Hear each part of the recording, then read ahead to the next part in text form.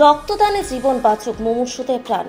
রক্তদানের মধ্য দিয়ে সামাজিক বার্তা দিতে এক মহতী রক্তদানের সাক্ষী থাকল দক্ষিণ দমদম পৌরসভার ৩৫ নম্বর ওয়ার্ড। রবিবার সকালে দক্ষিণদাড়ির ২ নম্বর নেহরু কলোনিতে হয়ে গেল স্বেচ্ছায় রক্তদান শিবির।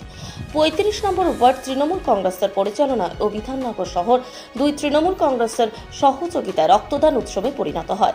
এই রক্তদানের প্রধান উদ্যোক্তা পৌরপিতা পার্থ বর্মা। এদিনের অনুষ্ঠানে প্রধান অতিথি হিসেবে উপস্থিত ছিলেন মন্ত্রী সুজিত বোস। এছাড়া উপস্থিত ছিলেন সাংসদ কাকলি ঘোষ দস্তিদার, রাজারহাট গোপালপুরে বিধায়ক তাপস চ্যাটার্জি, দক্ষিণ দমদম পৌরসভার পৌর প্রধানা কস্তুরী চৌধুরী, পৌর মাতা তুলসী সিনহা রায়, পৌর প্রতিনিধি কৃষ্ণপদ দত্ত, পৌর প্রতিনিধি মায়া মাইতি, পৌর প্রতিনিধি বনশ্রী চ্যাটার্জি, সিআইসি মেম্বার বিধাননগর পৌরসভার রাজেশ চিমিমার, সিআইসি দক্ষিণ দমদম পৌরসভার সঞ্জয় দাস, ছাত্রনেতা পানিব্রত চক্রবর্তী, পৌরমাতা কিয়া দাস সহ অন্যান্যরা। অপারেশন সিঁদুরের সাফল্যে গৌরবে গৌরবান্বিত ৩৫ নম্বর ওয়ার্ডের সকল অধিবাসীবৃন্দ। এদিনে রক্তদানে পুরুষের সাথে সাথে মহিলারাও এগিয়ে আসেন।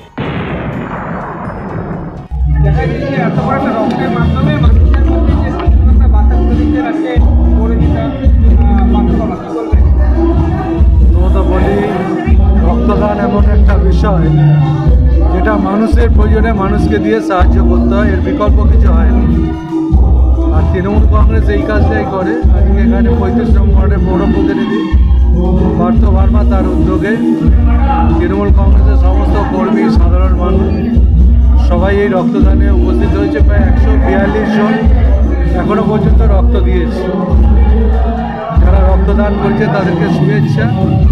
তার কারণ গরমের সময়, ভোটের সময়, পুজোর সময় রক্তের খুব অভাব দেখা যায়। এই অভাবগুলো মেটাতে পারে এই ধরনের শিবির। আমার শুভেচ্ছা রইল।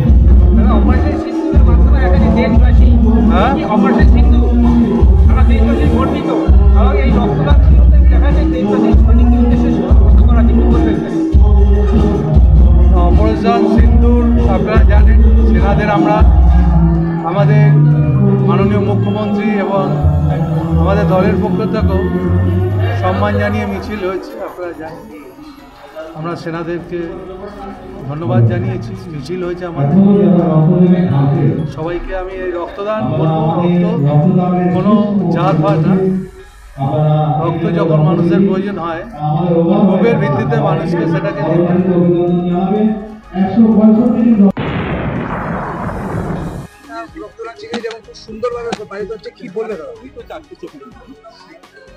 বিধাননগর শহর দিয়ে তৃণমূল কংগ্রেসের সহযোগিতায় ৩৫ নম্বর ওয়ার্ড তৃণমূল কংগ্রেসের পক্ষ থেকে প্রতি বছর আমরা আমাদের সমস্ত অর্গানাইজেশন, তৃণমূল মাদার, তৃণমূল যুব, তৃণমূল ছাত্র পরিষদ, তৃণমূল মহিলা, আইএনটিটিউসি সবাই মিলে একত্রিতভাবে প্রতি বছর আমরা গ্রীষ্মের এই সময়টা আমরা রক্তদান শিবির করি। এটা আমাদের করতে হয়, কারণ আমরা যারা তৃণমূল কংগ্রেস করি মমতা বন্দ্যোপাধ্যায়ের অনুপ্রেরণায়, সুজিত বোস আমাদের রাজনৈতিক অভিভাবক, আমাদের সারা বছর মানুষের জন্য এই ধরনের সামাজিক কাজকর্ম করতে হয়। কারণ মানুষ যেটা চায় যাতে মানুষের উপকার হবে, সবসময় আমাদের নেতৃত্ব আমাদের শিখিয়েছে এমন কাজ করতে হবে যাতে মানুষের উপকার হয়, মানুষের কাজে লাগে। আমি এমন প্রোগ্রাম করলাম যাতে মানুষের কোনো উপকার হলো না। আমার মনে হয় সেই ধরনের কাজের থেকে যে কাজ সরাসরি মানুষের কাজে লাগে সেই কাজ করাটা আমাদের দরকার এবং সেই কাজটা আমরা করি। এই রক্তদান শিবিরের মাধ্যমে যে রক্তটা আমরা কালেক্ট করি বা কার্ড আমরা পাই ডোনার যাদের রয়েছে, সেটা সারা বছর ধরে আমাদের ওয়ার্ড শুধু নয়, ওয়ার্ডের যারা রয়েছে তাদের বন্ধু বান্ধব, আশেপাশে অন্যান্য অঞ্চল থেকেও তারা রক্তের কার্ড সংগ্রহ করতে আসে যখন তাদের প্রিয়জনের রক্তের প্রয়োজন হয়। ফলে আমাদের এই সামাজিক কর্তব্য এবং এটা আমরা বছর পর বছর ধরে করে আসছি। আমার কাছে যতটা খবর আছে ৭৫ জন রক্তদান করেছে। আমাদের ১৫০ জনের টার্গেট আছে, 84 হয়ে গেছে। আমরা আশা করছি ১৫০ জনের আমরা যে যা আছে কমিটমেন্ট সেটা আমরা ফুলফিল করব। না, আমার ওয়ার্ডে ৪টে খেলার মাঠ আমি করেছি। আপনারা অনেকে হয়তো জানেন যে আমি নিজে খেলাধুলা প্রচন্ডভাবে ভালোবাসি এবং আমার সুবিধা হয়েছে আমার যিনি রাজনৈতিক অভিভাবক এই অঞ্চলের বিধায়ক সুজিত বসু, তিনিও আত্মবান্ত একজন ক্রীড়াপ্রেমী মানুষ। ফলে যখনই আমি এই ধরনের কাজকর্ম করেছি, মাঠ তৈরি করা বা এই যে কিছুক্ষণ আগে একজন বলছিলেন যে সল্টলেক স্টেডিয়াম ইডেনে যে ধরনের বড় বড় ফ্লাড লাইট আপনারা দেখেন, সেই ধরনের ফ্লাড লাইট আমি আমার ওয়ার্ডের এই মাঠের ১৭ নম্বর দক্ষিণধারে খেলার মাঠে আমরা করতে পেরেছি। অন্যান্য যে মাঠগুলো আছে তাতেও আমরা লাইটের পর্যাপ্ত ব্যবস্থা রেখেছি এবং আপনি যে কোনো দিন রাত্রি ৭টা, ৮টা, ৯টার সময় আমার ওয়ার্ডে যখন আসবেন বিভিন্ন মাঠে দেখবেন ইয়ং জেনারেশন বাচ্চা ছেলেরা তারা খেলাধুলা করছে। অর্থাৎ শুধুমাত্র মোবাইলের মধ্যে নিজেদেরকে না আটকে রেখে বা অন্ধকারে বিভিন্ন নেশার সামগ্রীর মধ্যে নিজেদেরকে আটকে না রেখে ইয়ং জেনারেশনকে মাঠমুখী আমরা করতে পারি, এবং করতে চাই, তারই ফলস্বরূপ আমি এই কাজগুলো করেছি।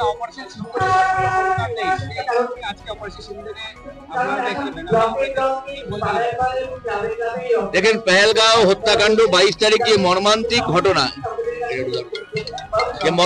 ঘটনা পাকিস্তান মদতপুষ্ট জঙ্গিরা করেছে, সেই বর্বরচিত ঘটনার পরিপ্রেক্ষিতে পাকিস্তানকে একটা সবক শেখানো, নিদারুণ সবক শেখানো বোধহয় প্রয়োজন হয়ে পড়েছিল। 140 কোটি ভারতবাসী আমরা অধীর আগ্রহে অপেক্ষা করছিলাম কিভাবে এর প্রতিশোধ নেওয়া যায়। এবং আপনারা দেখেছেন, যখন দেশের প্রধানমন্ত্রী নরেন্দ্র মোদী, কেন্দ্রীয় সরকার আমাদের কাছে, মানে দেশের মানুষের কাছে আবেদন করেছিলেন যে আমরা ঐক্যবদ্ধভাবে এর বিরুদ্ধে লড়াই করব, সবার আগে তৃণমূল নেত্রী মমতা বন্দ্যোপাধ্যায় ঘোষণা করেছিলেন নিঃশর্তভাবে আমরা এই ঘটনায় কেন্দ্রীয় সরকার যা দেবে আমরা তার সাথে আছি। কারণ আমাদের কাছে দেশটা আগে, পলিটিক্যাল পার্টি নিশ্চিতভাবে পরে। দেশের লড়াই যখন হবে শত্রু দেশের সঙ্গে, তখন আমরা সবাই এক। পেহেলগাঁওতে যারা মারা গেছে তাদের বিদেয়ী আত্মার শান্তি কামনা করি, পরিবারের প্রতি আমরা গভীর সমবেদনা জানাই। এবং যারা ভারতবর্ষের সেনানী, যারা নিখুঁতভাবে 7, 8 এবং 9 পাকিস্তানকে কিছুটা হলেও সবক শেখাতে পেরেছে, আমাদের চাহিদা প্রত্যাশা অনেকটা ছিল। যেভাবে ভারতবর্ষের সেনারা কাজ করছিল, হয়তো আমরা অনেক কিছু আরো বেশি আশা করেছিলাম। যাই হোক, সেটা বিদেশ নীতির ব্যাপার, তারা বুঝেছেন কি করা উচিত। কিন্তু যেটা কাজ ভারতীয় সেনাবাহিনী করেছেন, তার জন্য তাদেরকে শ্রদ্ধা সম্মান জানাই। সেই শ্রদ্ধা সম্মান জানিয়ে আমরা আজকে একটা মঞ্চ তাদের জন্য রেখেছি, তাদেরকে, সেই সমস্ত সেনাবাহিনীকে শ্রদ্ধা জানাই।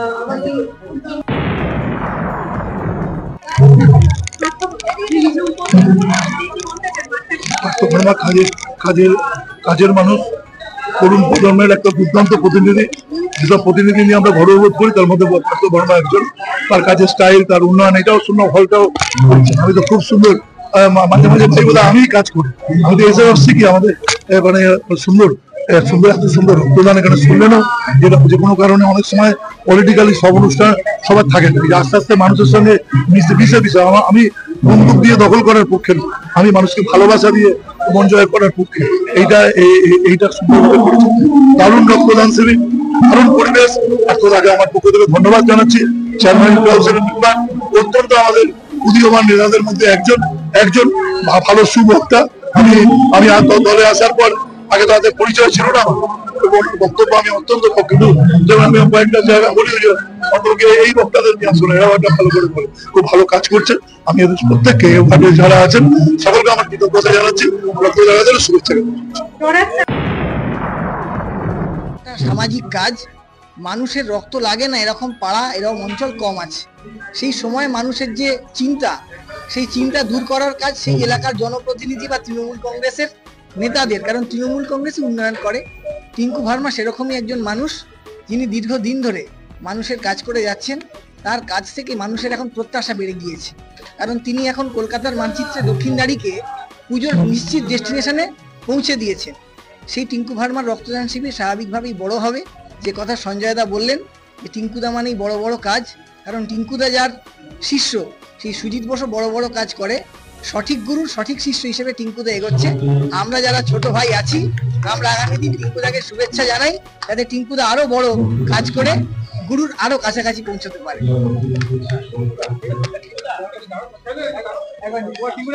আমি পরে বলবো।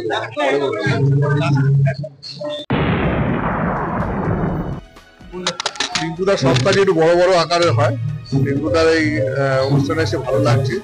এখানে তো রক্তদান না, রক্তদান উৎসবে আকার নিয়েছে। এখানে শুনছিলাম 150 লোকের টার্গেট, কিন্তু আমার যা লোক দেখে মনে হচ্ছে 200 পার হয়ে যাবে।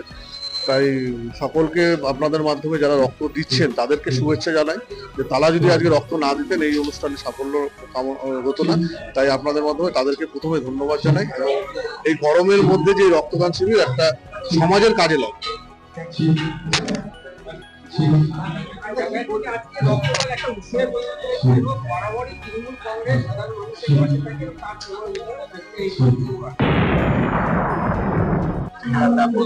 আসাটা আমার কাছে একটা বিরাট বড় পাওনা। আমি আমার রাজনৈতিক অভিভাবক সুজিত ঘোষ, সুজিতার সঙ্গে রাজনীতি প্রবেশ করার পর বা রাজনীতি আসার আগেও আশেপাশে যে সমস্ত মানুষকে, সে যে রাজনীতিরই হোক, কাজের মানুষ হিসাবে জানতাম। তার মধ্যে অন্যতম তাপস চ্যাটার্জি, তখন সুতারজি